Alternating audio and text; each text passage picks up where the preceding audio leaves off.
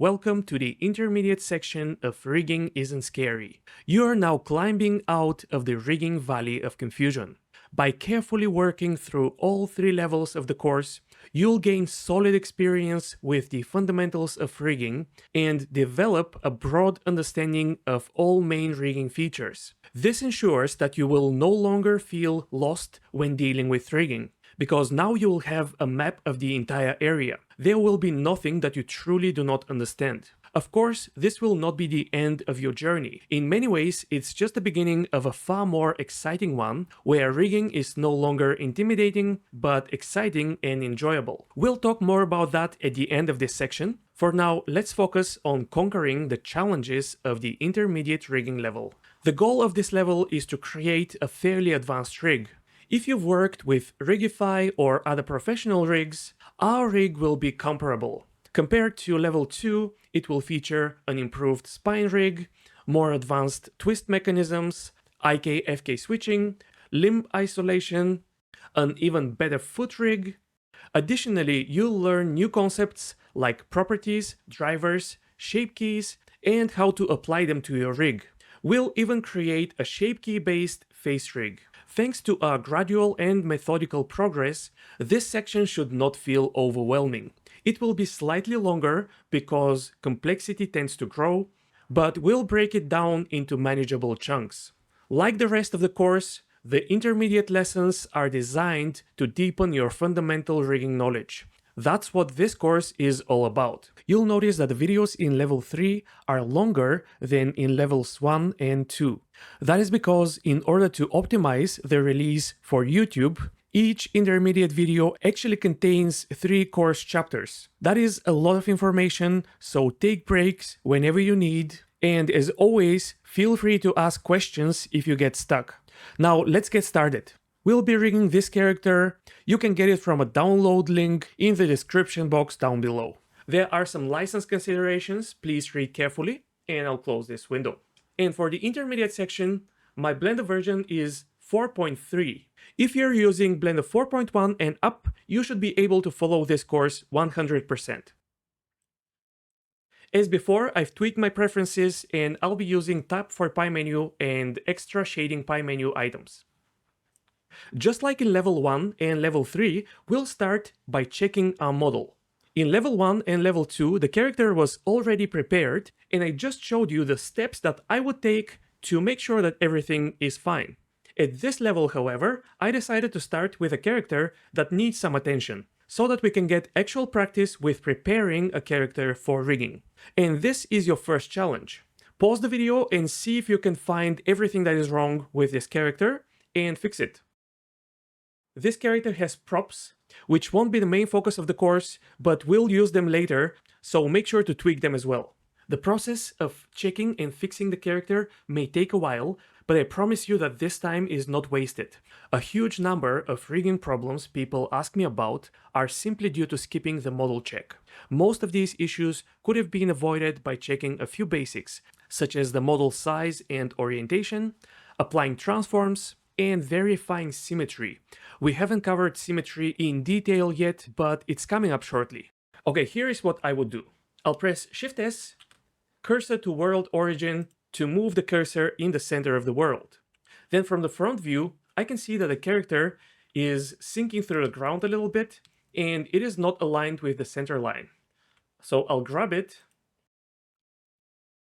and align it with the center line as close as possible. I can switch to wireframe view and align the center of the character so that it overlaps with the blue Z axis that I see. Then zoom in on the feet, G, Z, and make them align with the floor. From the side view, I'll press G, Y, and slide the character back a little bit so that the middle of the foot is in the center of the world. Now I'll switch to the measure tool and measure the character, and it's about 3 meters, which is almost double the normal human size.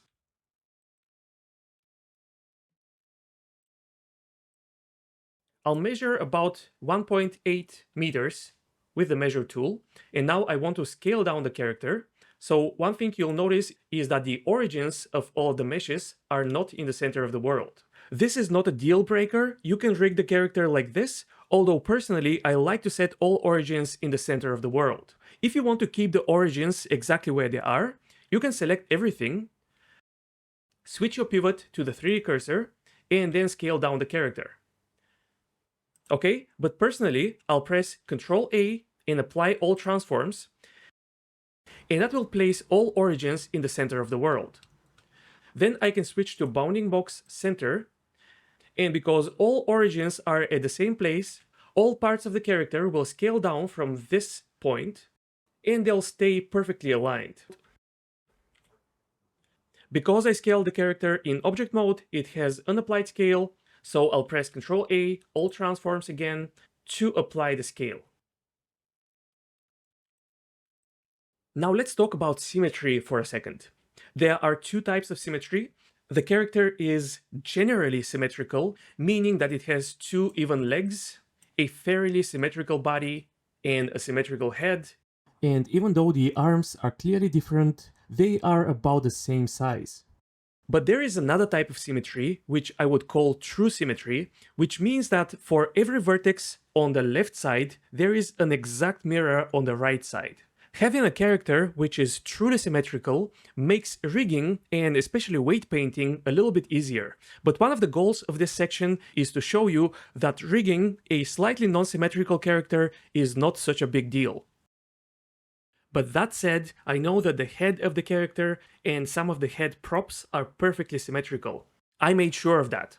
And to make use of this symmetry, we have to make sure that the center line is not just close, but exactly in the center of the world. So here is how you can check for perfect symmetry and how to fix it if necessary. Select the head of the character, go to Edit Mode, select all vertices with A, and enable the X symmetry option. I'll isolate the head, press G and move the mouse, and now if we had perfect symmetry, the center line of the character should stay in the center, and all of the left side vertices should move to the left and right side vertices to the right.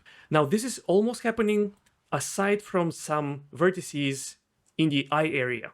So to fix this, keep all vertices selected and go to Mesh, Snap to Symmetry. Now when I press G, all vertices from the left and right move in their respective direction. So this is perfect symmetry now. So let's go to object mode, select the head and do the exact same thing. Enable symmetry, move, and this seems to be fine already, but if it wasn't, I would go to snap to symmetry. The mask is fine as well, and the glasses also seem to be fine.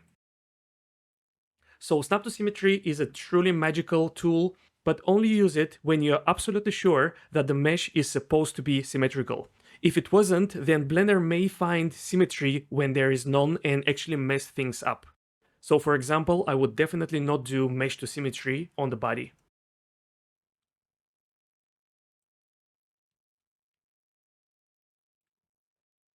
The character is now ready for rigging. If you have any doubts about your model check, I'll provide my verified model at this date, just in case, so that you can start with the same model I'm using and get the same results. Now I can go ahead and add the initial armature. Don't forget the best practice. Place the 3D cursor in the center of the world by pressing Shift S, cursor to world origin, and then Shift A, armature. And do not move, rotate, or scale this armature in object mode. Moving and animating the finished rig in object mode is okay, but while rigging, just keep it right there in the center. As always, go to the Armature tab, enable in front, and let's go to edit mode. Now we'll continue with another challenge. Create the base armature for this character, which will look like this. This should be really easy for you at this level. Keep in mind the techniques and best practices we learned in level 2. Precise bone placement using anatomy references as a guide. Pay attention to bone roll. Don't forget the slight bend of arms and legs. Some things may not be straightforward, but that's okay, we'll do it together as well. But as a hint, since the left and right arm are different, Align the bones to the right arm for now and symmetrize it. We'll tweak the left arm later in the course. We also know that a root is a feature of every rig, so we'll create it from the start. Also parent your bones in a logical hierarchy and make sure the root is the top of that hierarchy. Alright, first I'm going to hide the props. We don't need them for now. And as always, I'm going to use my default bone to build the spine. So press GZ and move it up and then scale it down. And then from the side view, I'm going to start aligning it. So one way to do this is to align this one bone to the whole body, then select it, right click, subdivide. And now let's see how many bones we're going to want for the spine of this particular character. I want to make the spine more flexible than the one in level 2, so I'm going to give it 5 bones. So I'll need 4 cuts. Now the bottom 2 bones will represent the pelvis and one half of the so-called lumbar spine. And the remaining 3 bones will be the upper half of the lumbar spine and 2 bones for the chest.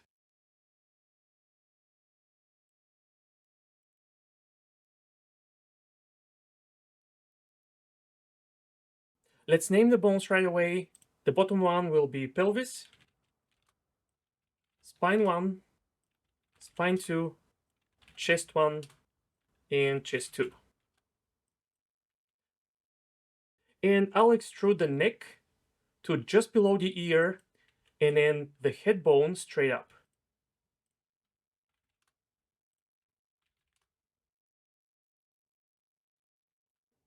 From the front view, let's create a new bone and align it with the shoulder area, just like we did in level 2. Usually I work on the left side first and then I symmetrize it to the right side, but here we're going to favor the natural arm. So I'll be working on the right side of the character first. Let's name this bone shoulder.r, Shift D and duplicate it, scale it up to encompass the whole arm, right click, subdivide,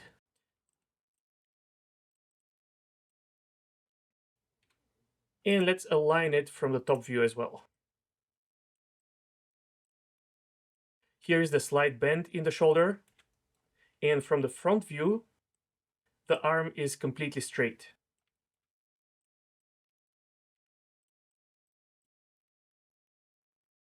Now I'm going to extrude the hand bone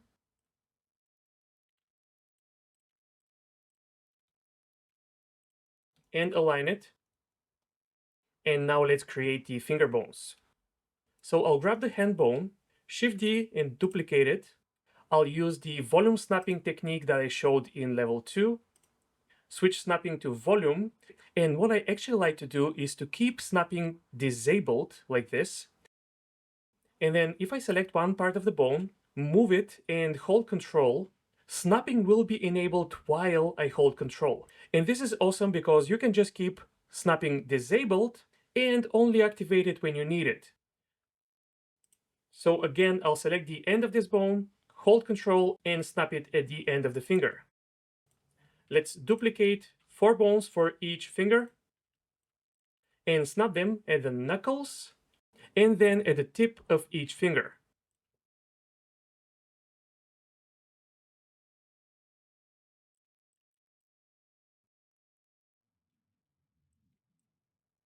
Check your bones from various angles to make sure they're aligned correctly. Let's duplicate this bone and align it with the thumb, like this. Now select all of your finger bones and the thumb, right-click, subdivide with 2 cuts. Select all of the middle phalanges and move them slightly from the front view to create this curvature of the fingers. But also, let's carefully snap each joint where it belongs. So for example, this joint should be aligned with this texture detail because that is where the finger is supposed to bend. You can also enable wireframe and that will give you another indication where the joints need to go.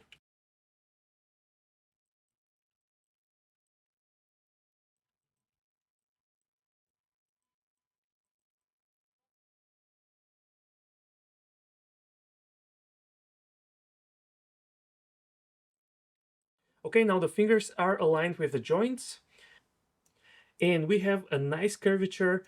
And as a finishing touch, you can use scaling to make these bones completely straight on this axis.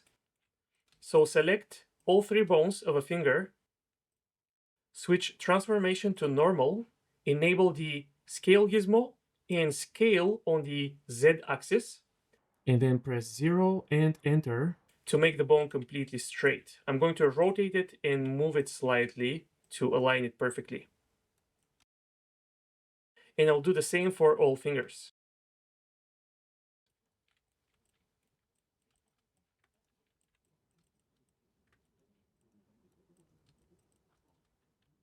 From the front view, I think I can move these knuckle joints slightly higher. At this level, we'll also create palm bones. Palm bones are a subtle but still very important part of a nice hand rig. So I'll grab the hand bone, Shift D and duplicate it, scale it down a bit, and I'll make 4 copies of it. These are palm bones, so I'll use the volume snapping technique to snap these bones inside the palm of the character.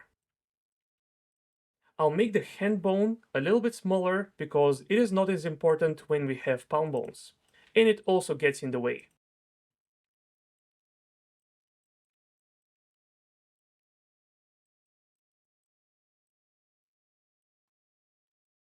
All the palm bones are now snapped inside the hand or the palm of the character, and each one is pointing towards one of the fingers.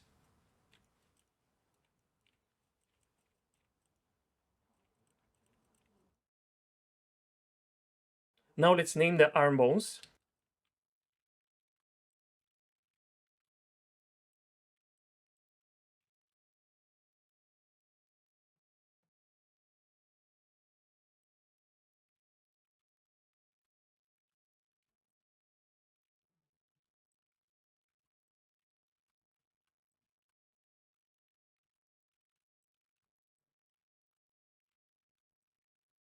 I'm going to name the palm bones palm 1, 2, 3, and 4, starting from the pinky towards the index finger.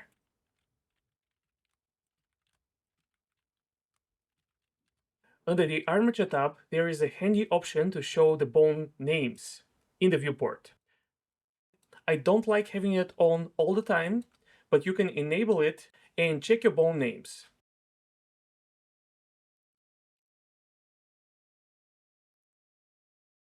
My bone names look okay so far, so I'll disable the option. Let's create a new bone for the leg. In front view, I'll rotate it and align it roughly with the leg. Then from left orthographic view, I'll make some additional adjustments. I'm keeping anatomy in mind when aligning this point. I'll subdivide the bone, align the knee joint with the knee and give it a little bit of a bend. Extrude the foot and the toe. And let's see what we have from the front view. I may want to move this toe a little bit to the side.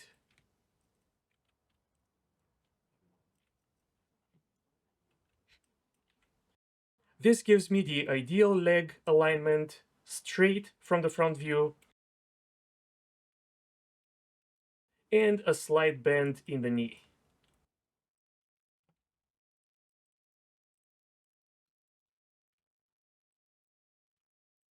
Let's name these bones.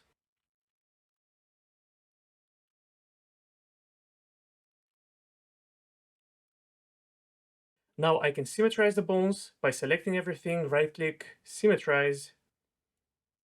Here I'm going to enable X symmetry and do the parenting.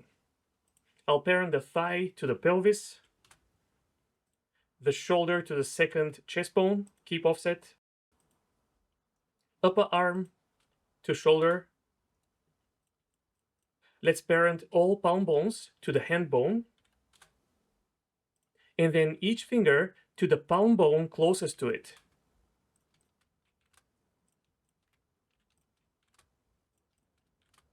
And the thumb I'll also parent to the closest palm bone.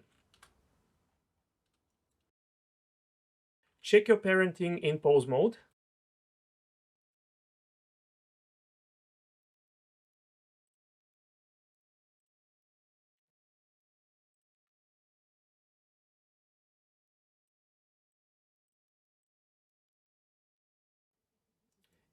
And the left arm will need to be adjusted because we have this mechanical arm, which is slightly different from the organic one.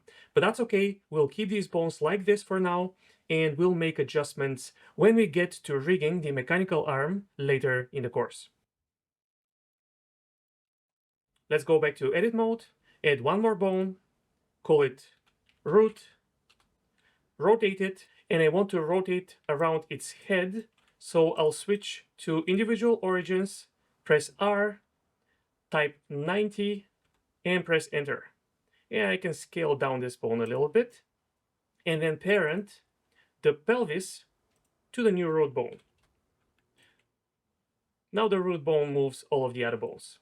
There wasn't a lot of new information in this video, but get ready, because starting from the next one, we are diving straight into creating rig mechanisms, and they will be more advanced than what we did in level 2. There will be plenty of fun challenges along the way, but as always, I'll be here to demonstrate and explain every step and every decision in detail. Whenever you're ready, let's move on. It's going to be fun.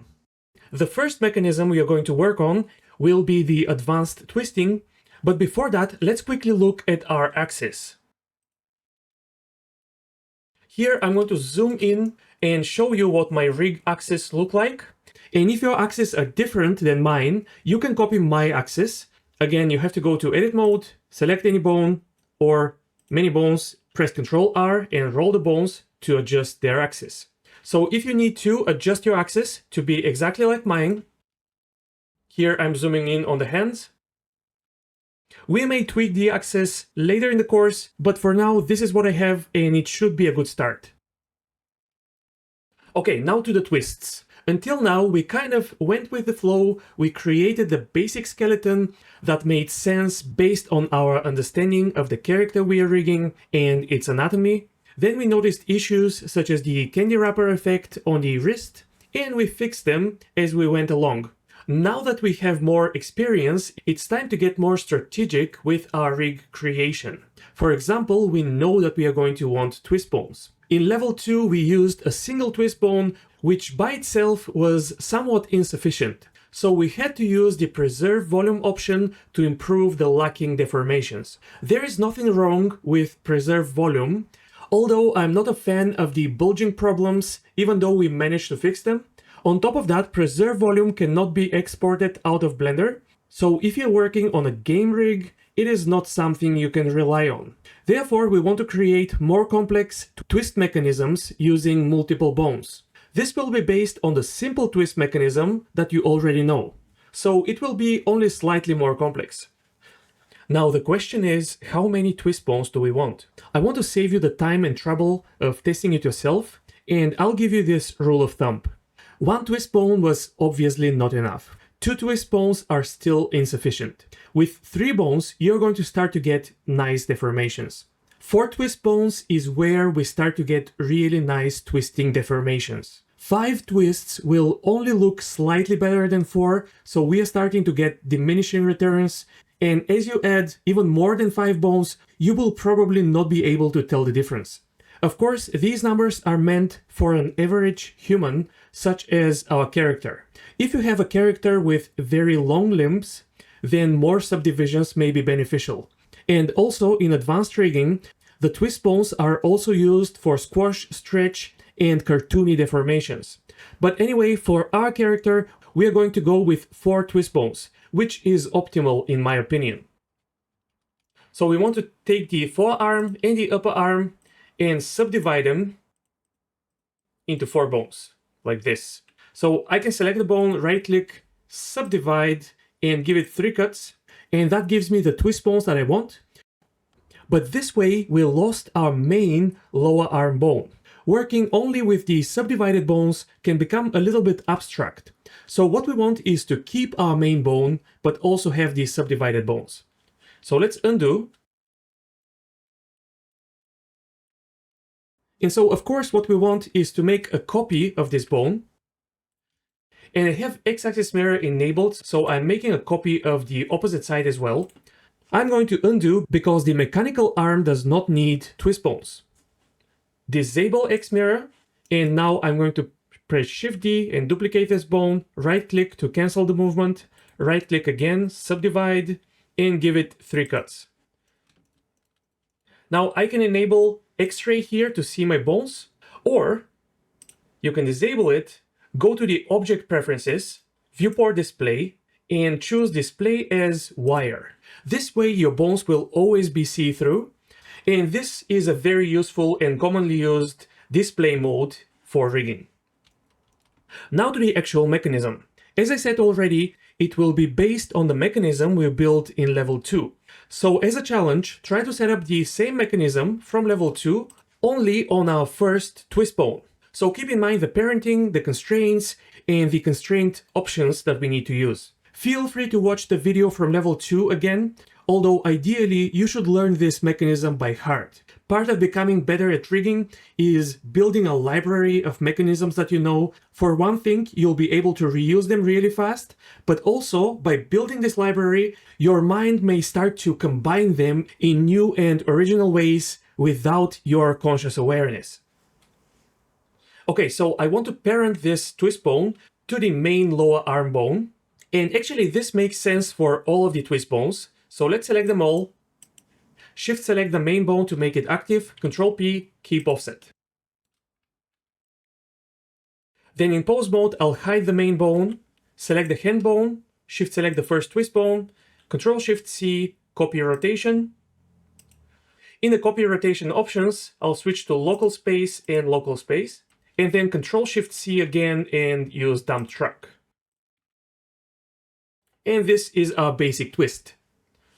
Now, what do we need to do to set up the remaining twist bones? Currently, I have this first twist bone, which basically copies the Y rotation of the hand 100%.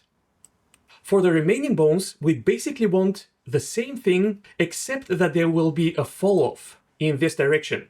So the second bone will copy around 66%, third bone around 33%, and the fourth one 0 or a very low number. So I can set up the exact same constraint for the second bone. Select the hand, Shift select the second twist bone, Control Shift C, copy rotation, local space. By the way, you can click here and press S and that will switch to local space, and W is world space. So local space, and also dumped truck. And to make this bone twist only 66% with the hand bone, we can adjust the influence slider here. 66% will be 0.66. Now the first twist bone rotates fully with the hand, and the second one rotates a little bit less. I can set up the third and the fourth bone the same way, but there is a better way. I'll select the second twist bone and press Ctrl, Alt, and C. This is a new shortcut which removes all constraints from a bone. It only works in pose mode.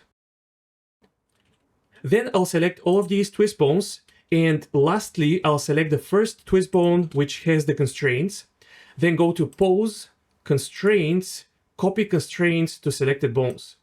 Now all selected bones will get the same constraint as the active bone, and now all I have to do is go through each of these constraints.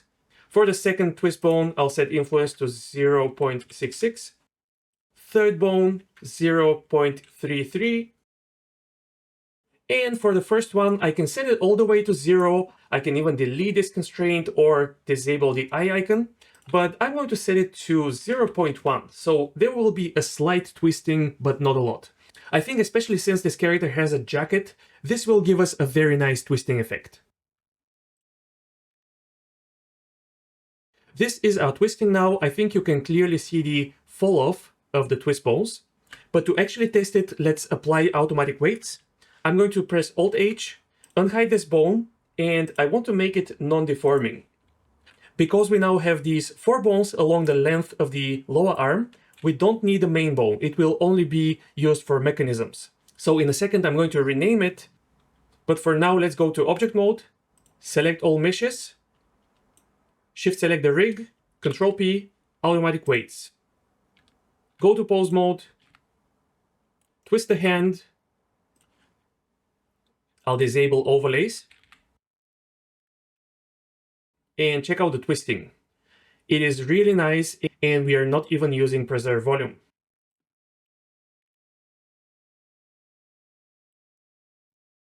Okay, let's take a second to rename these bones. I disable the deformation of the main lower arm bone. So now it is an MCH bone, a mechanism bone, which we talked about in level 2. The twist bones, I'm going to name lower arm, twist, a number, and .r.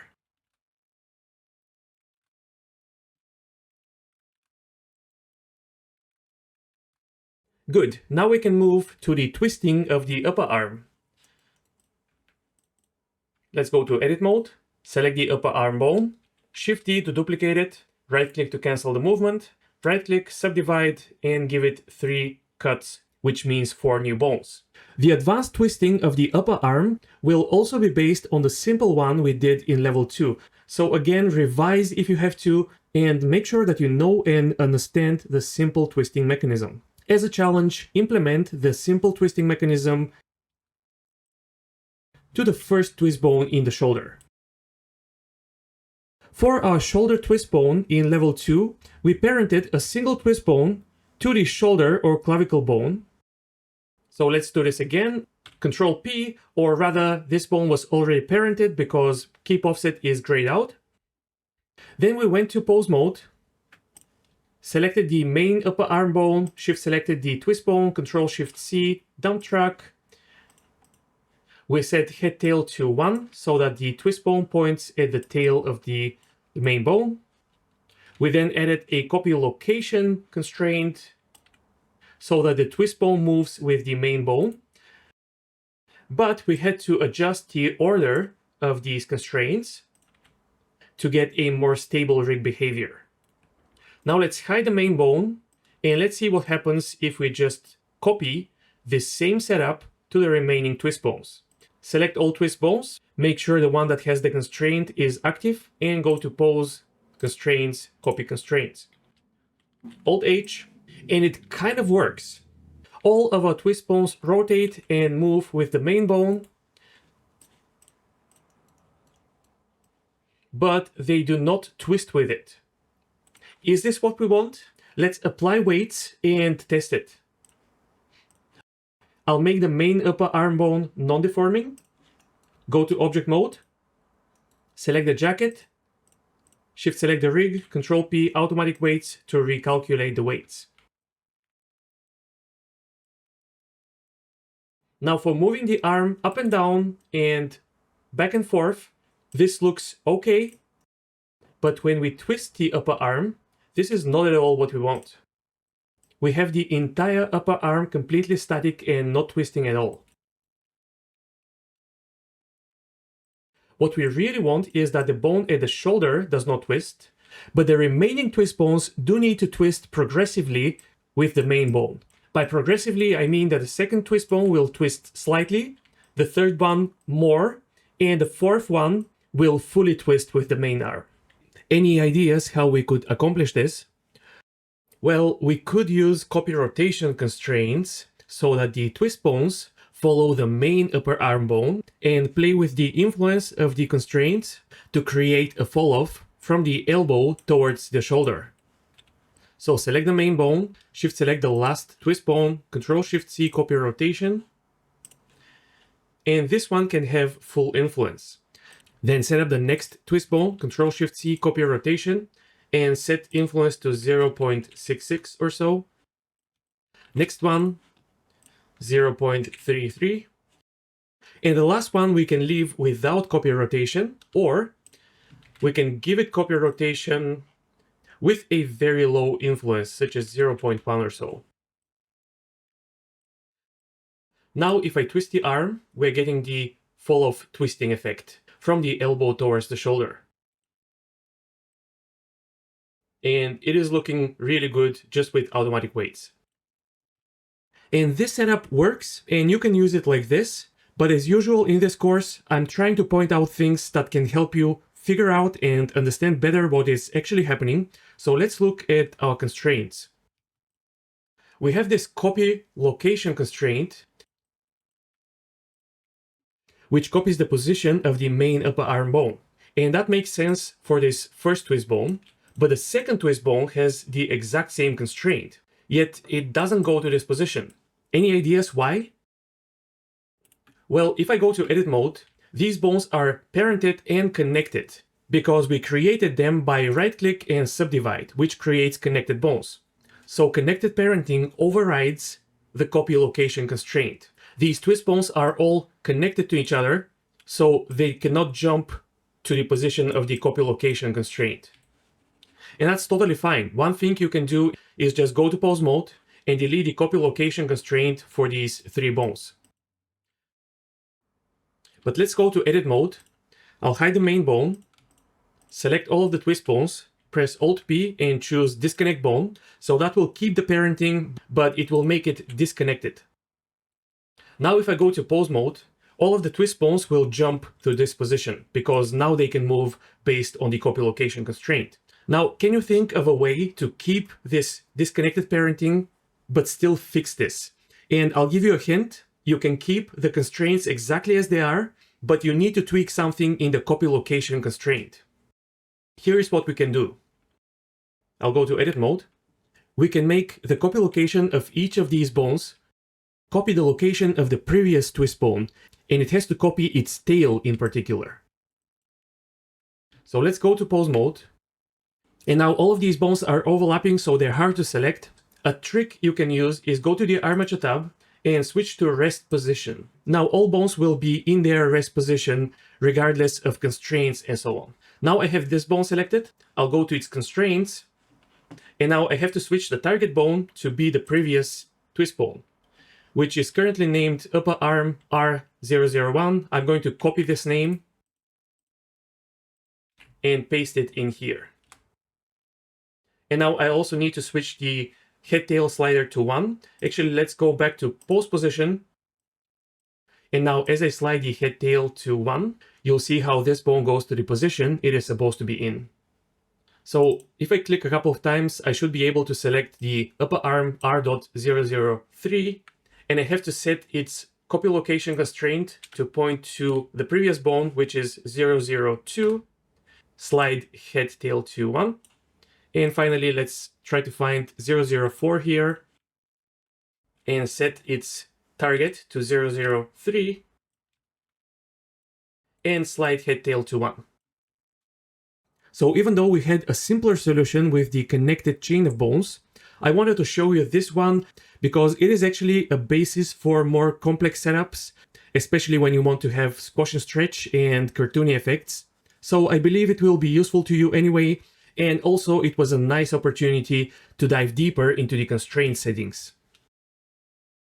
So next we're going to go to the legs and set up the shin and the thigh in the exact same way. So the shin setup will be exactly the same as the lower arm setup, and the thigh setup will be very similar to the upper arm setup. So if you want a challenge, try to do it yourself. Okay, the setup is basically the same, so let's do it as quickly as possible. I'll go to edit mode, select both of these bones, Shift D and duplicate them, right click and subdivide them with 3 cuts. Then for the lower leg, I'll select all twist bones, make sure that the main shin bone is highlighted, Control P, keep offset. Then in pose mode, hide the main bone, select the foot, Shift select this twist bone, Control Shift C, copy rotation, local space, and Control Shift C again, dump track. Then select the remaining twist bones, select the one that has the constraints, pose, constraints, copy constraints. Let's set up the fall off. The second bone will have the copy rotation influence of 0.66. Next one, 0.33.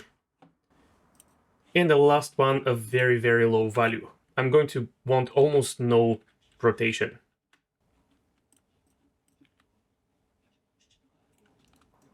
Now for the thigh, let's go to edit mode. I'll hide the main bone, select all twist bones, press Alt P and disconnect bone so that we have the disconnected setup, so that we have to set up copy location. Go to pose mode. You can check the arm constraints, they're the same.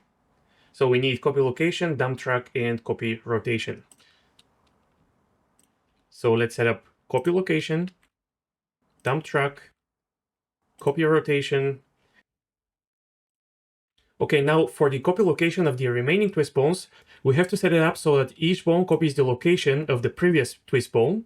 So let's select this bone, shift select the next one, Control Shift C copy location, and set head tail to 1. Then same for the next two bones, copy location, head tail to 1. And this bone and the last bone, Control Shift C copy location, head tail to 1. And now I want to set up dump truck and copy rotation the same way as on the first bone. You can set it up manually, but if you go to Edit Preferences, Get Extensions, and ideally allow online access, search for Copy Attributes menu and install it.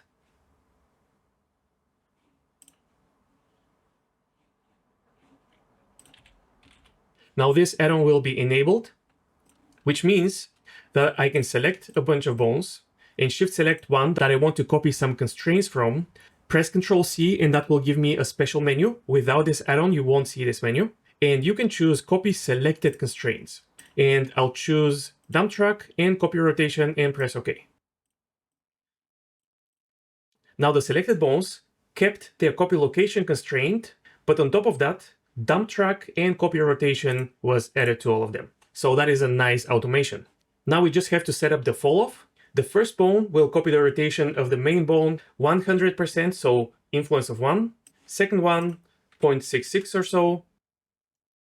And we got a little weird rotation. That is because the head tail slider of dump truck needs to be set to 1 for all of these bones. Okay, now we can set the fall off. This bone will have influence of 0.33, and the last one 0.05.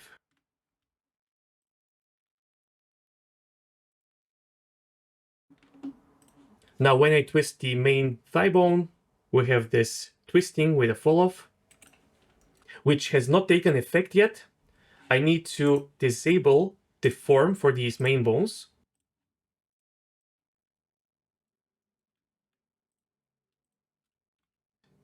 Apply automatic weights again.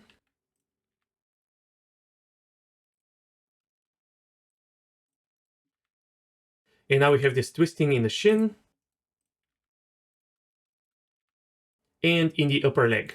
Now, the twisting in the shin is actually not realistic. You don't need it for realistic characters, but I decided to do it for practice.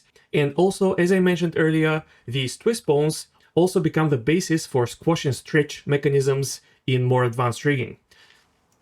But really, you cannot twist your foot like this. It's physically impossible. What happens when you twist your foot is that the whole leg twists with it. And that is why, if you remember, in the IK setup, we always parented the pole target to the IK target, and that gives us this exact behavior. But anyway, let's rename our bones, symmetrize them, and we are done with the twisting mechanisms. So what I need to rename is the main upper arm bone. It will become mch-upper arm.r. Then the twist bones will be upper arm twist, a number in .r.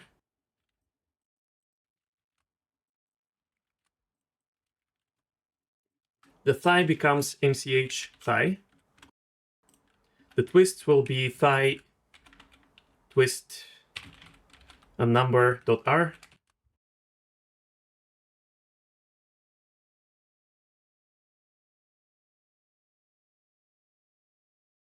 Shin is now mch shin.r.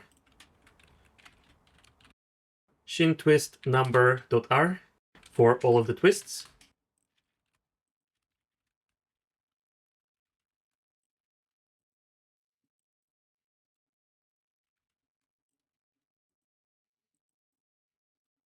Now I'm going to want to symmetrize the leg, but not the arm, because the left arm is mechanical and it won't twist. So we don't need any twisting. So select the left leg in edit mode. Make sure that X mirror is disabled. Delete all bones, Alt H, and then I'll select all bones of the right leg, right click and symmetrize them. And then I'll recalculate the weights by applying automatic weights again. And now we have working twists in the legs as well, which will create very nice deformations when twisting the leg. Alright, that was quite a step up from the twist bones in level 2. This kind of twisting is actually what you get in professional rigs, so awesome work. Next, we are going to be working on a more advanced spine rig. In fact, it's going to have similar functionality to a Rigify spine rig. This spine rig will be slightly more advanced than what we did in level 2, but it is still fairly simple. Compared to the twisting mechanisms we just did, the complexity is fairly low. Let's get into it. So similar to level 1, we want to create a separation between the upper arm of the spine and chest and the lower part of the torso, which can bend left and right, and forward and back from this point. In the lower part of the torso, which again will bend and twist from this point, but in the inverted direction, so that the character can shimmy, twerk, and so on. Before I start building the mechanism, I may want to even out the length of these bones. I base their initial position on anatomical references, but as we discussed in level 2, armature bones do not just represent anatomical bones. They also affect the muscles and cloth and so on, and so their influence tends to even out.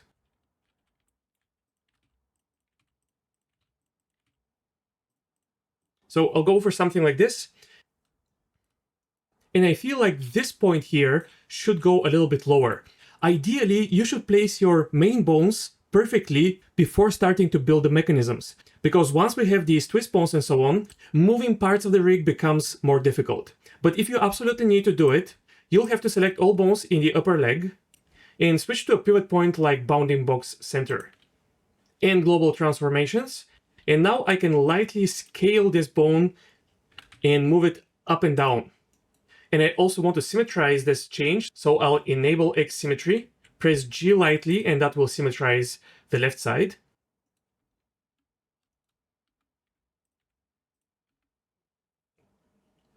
So now this is almost perfect, but one of the bones is slightly offset. So I could go to edit mode, select the whole lower leg, switch orientation to normal, enable scale. This is the same thing we did to straighten the fingers. And then I'll scale it on the x-axis and press 0 and confirm. Now these bones are perfectly straight again. And you can also squash on the z-axis just in case. And let's do the same for the upper leg.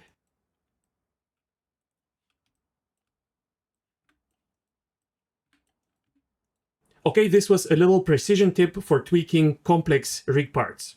Although ideally, you shouldn't do this and you should have everything laid out perfectly from the start. But the world is not an ideal place. Now let's focus on the spine. First, I'm going to create the mechanism for the lower part of the spine, which will be the most difficult part, but nothing to worry about. So let's go to edit mode. And in level 1, we had a single pelvis bone, so we just flipped it and used it in its flipped state.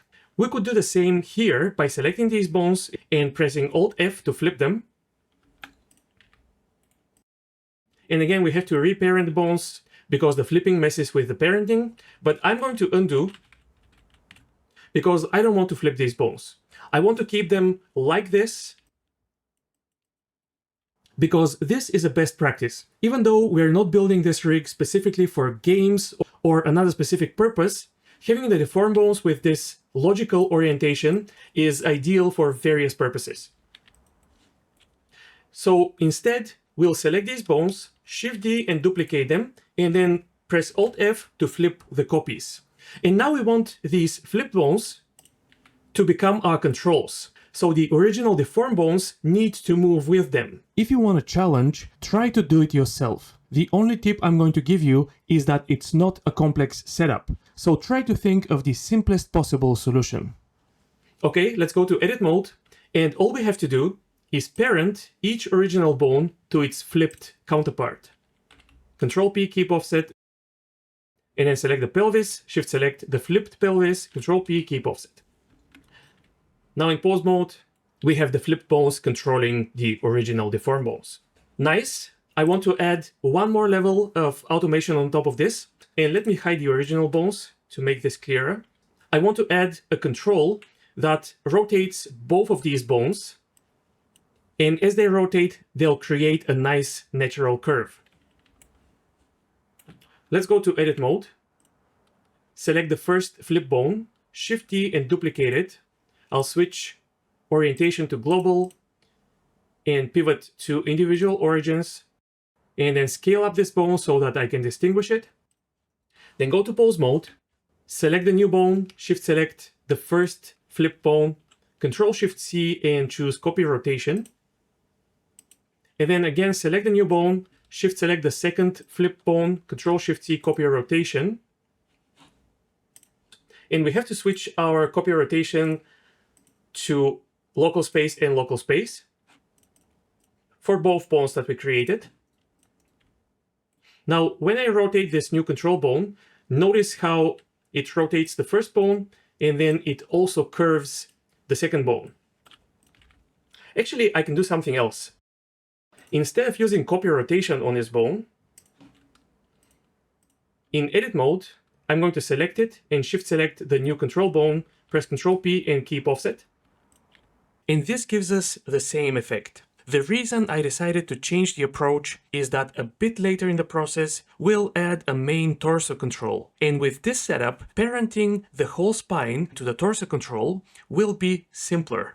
So what's happening is the first flip bone is rotating with the control bone, and the second flip bone is parented to the first bone, so it rotates with it, but it also gets copy rotation from the control bone, and so it rotates a little bit more, creating a little bit of a curve. And that is exactly what we wanted.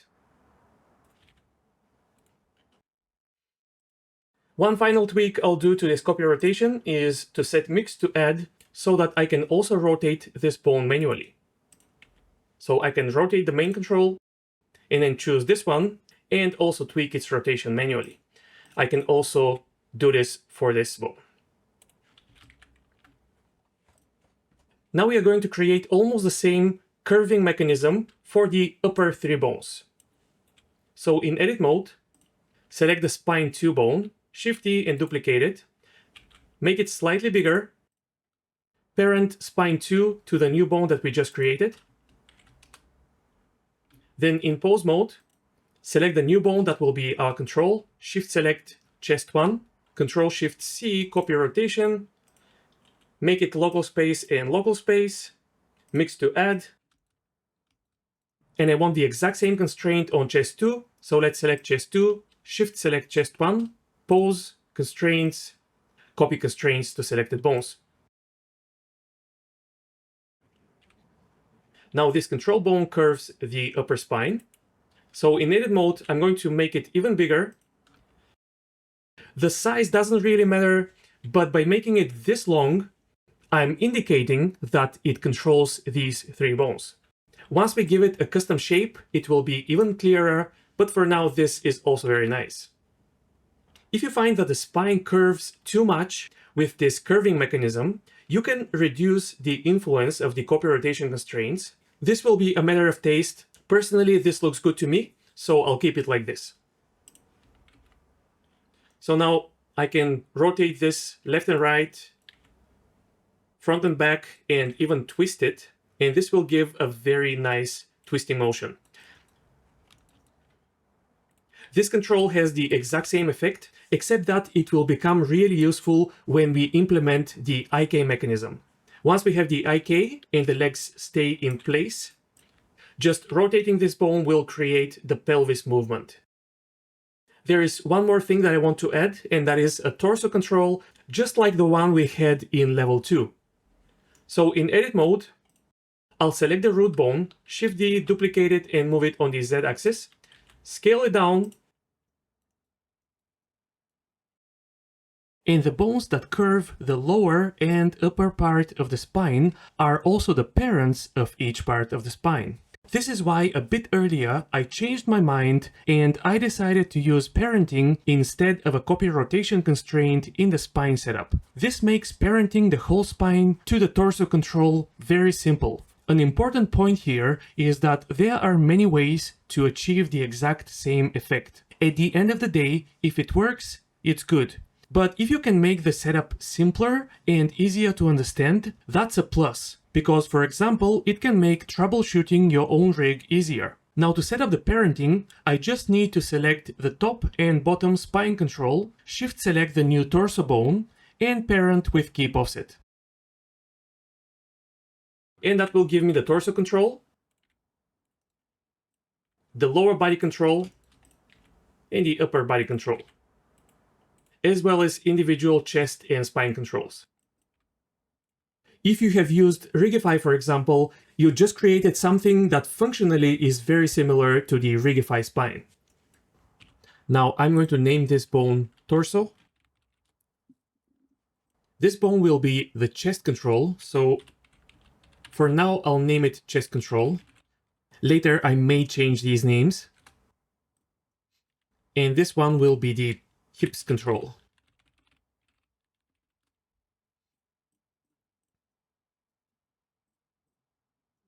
In the individual bones in the hips area, I'll name hips 1 and hips 2. Yeah, I'll press Alt-H to unhide the hidden bones. I also noticed that I accidentally named this bone just MCH. It should be MCH upper arm.r.